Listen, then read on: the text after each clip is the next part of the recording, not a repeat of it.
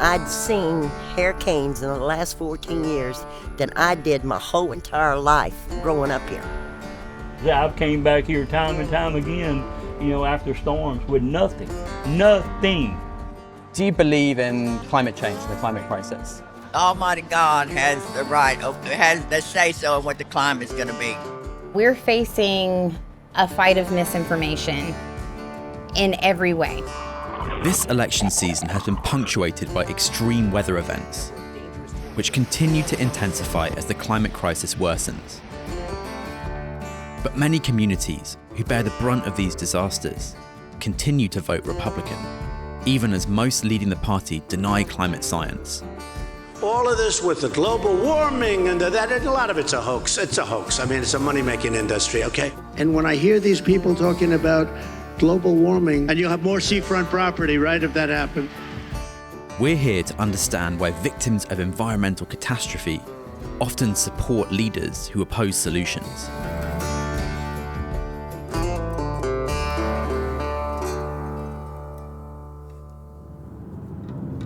Southwest Louisiana is the most conservative part of an already extremely conservative state. It also bears the brunt of climate-related disasters and has some of the most toxic air in the whole of America. I've come to Cameron, a small town decimated by back-to-back hurricanes in 2020, but still struggling to recover. Many people here have been unable to return to their homes, and the once thriving shrimping industry is in decline. That's my son, Ira. Hi. And commercial shrimps and oysters, too. Oh, nice to meet you. How are you? What do you make of the frequency of these storms happening? It's been horrible. I mean, for Rita, my mama come floating up, my brother-in-law come floating up from the graves. They found my brother-in-law real fast. My mother, it took them 11 months to find my mother, put her back in ground. Here comes Ike. She went up again. Oh, God. They found her like 4 months later, put her back down, this time in the ground. Here comes Laura, took my daddy. That's dark. This is all we've known, But we came back. But I can tell you if it happens again, I'm not. I'm done. I can't keep doing this mentally and physically. I'm getting too old for it. Can I ask how you're feeling about the election? When Trump was in office, he put a hold on put tariffs on them imported shrimps. So our shrimp prices went up. Here comes a Democrat, opens it right back up. It's killing us. This is a frontline community in the climate crisis, and Trump seems to think that isn't real. Oh, it's real. I know a lot of that, and I just, for the life of me, I'd rather see my brothers go out in that Gulf and make money for their shrimp like we used to. The population has continued to shrink since the last storm, and now there's only one place left serving food, Anchor's Up Grill. How are you feeling about the election, if you don't mind me asking? I'm feeling like we need Trump back in there. Really? Oh, yes. Definitely. Definitely. Why? That's when my business did the best, and everybody I know did the best. In the South, anyway. Nobody was struggling like we're struggling now. I mean, I don't know how I'm going to pay my bills from month to month right now. I've never had to worry about this. These last 3 years have wiped me out. Further inland, in the affluent suburbs of Lake Charles, I came to see the Republican Women of Southwest Louisiana, one of the largest Republican groups in the state. Oh, wow. It's just surrounded by chemical plants on the horizon. Look at that.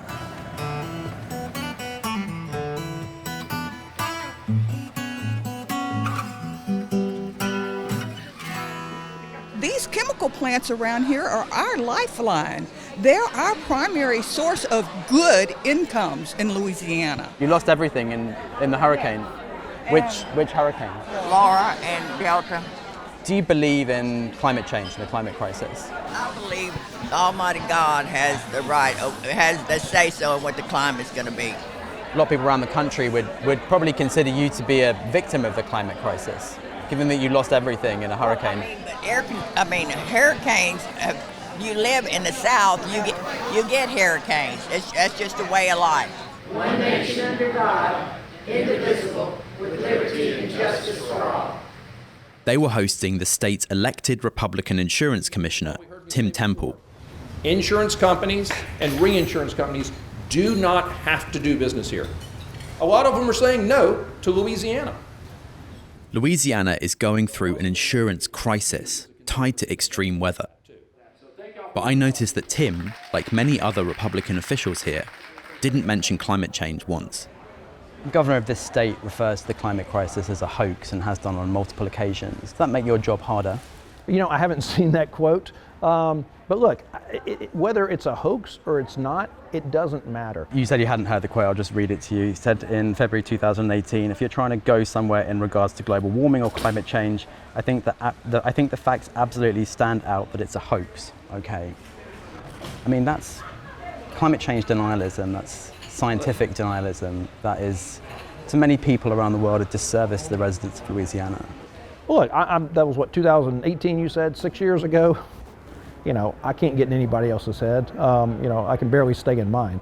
I'm not saying it's a hoax, but I'm not saying that there's no doubt that there is influences driving it. From what little I know about climate change is that we're looking at a very tiny sliver of a long period of time. 9 of the 10 hottest years in the US have come since 1998. So we're not really talking about a small sliver of time, we're talking about scientific consensus. I'm not saying it's not true, but if we're going to say that climate change, that whomever's influencing it, we have to look at the entire picture. But some here see things very differently.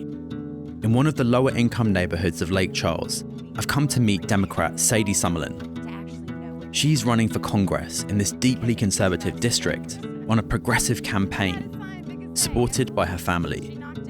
So I have my treasurer and my mom, Denessel Compton. Hi. Hello. And then we have our second in command over here, my dad. And then of course my husband, Justin Summerlin. Yes. Who I can tell is thrilled to be on camera. He loves to have the microphone. This is a neighborhood that has felt the disproportionate effects of climate change. My name is Sadie Summerlin, and I'm running for Congress. When the disasters hit, I heard there's more flooding here. Some people have recovered, but a lot still haven't. Kamala's gonna need her help. Yes. Oh, baby, don't worry about that. You got me? I got you, girl. All right. I hope I'll see you again to tell you she's in there. That's right. I hope so. Us as Democrats, we've not been present. We've not been on the ballot as a choice. We've not been speaking out. We've been allowing the Republican Party to decide what we should say and what we should not say. So this is obviously one of the most conservative parts of a conservative Deep South state. It's also one of the areas most impacted by the climate crisis, by industrial pollution as well. How do you understand that paradox? First of all, we're facing a fight of misinformation in every way. Religious beliefs, I think, have a very dominating voice down here. We have allowed religious belief to co-opt government, and that's very dangerous for many reasons, but one of those is denying climate change. But it's not just hurricanes that have damaged this community. Back in Cameron, gas from fracking is being exported at a huge new terminal close to town. Donald Trump celebrated its opening back in 2019, and there are plans to massively expand here, regardless of the outcome of the election. Hey, how you doing? I'm Oliver. Anthony Terrio. Tad Terrio has been shrimping here for all of his life. But the environmental impact, he says, has decimated local shrimp populations. Like I said, I've came back here time and time again, you know, after storms with nothing. Nothing. I mean, it's something when you lose everything. Come back and your home's gone. That was my house before. That was after the storm. Is that after Laura? Mm-hmm. A lot of people sort of talk about resilience in this community, and I don't know if it's the right word. I don't know what you think. I've always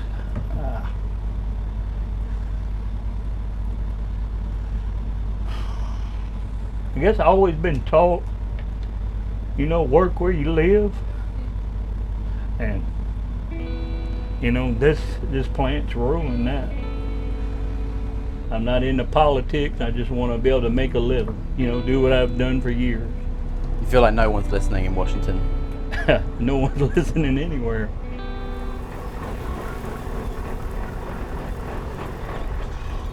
It's called shrimping, not catching, you know. Take the good with the bad, but yeah, this is what we've been dealing with. I just wonder what it feels like to be constantly pulling up and not getting the shrimp that you used to catch. Frustrating. Yeah. Oh yeah. It makes sense why some people here have lost faith in politics. Decades of failures on both sides have left these communities' very existence in the balance. While Louisiana may not decide the outcome of this election, its people, in many ways, have the most to lose.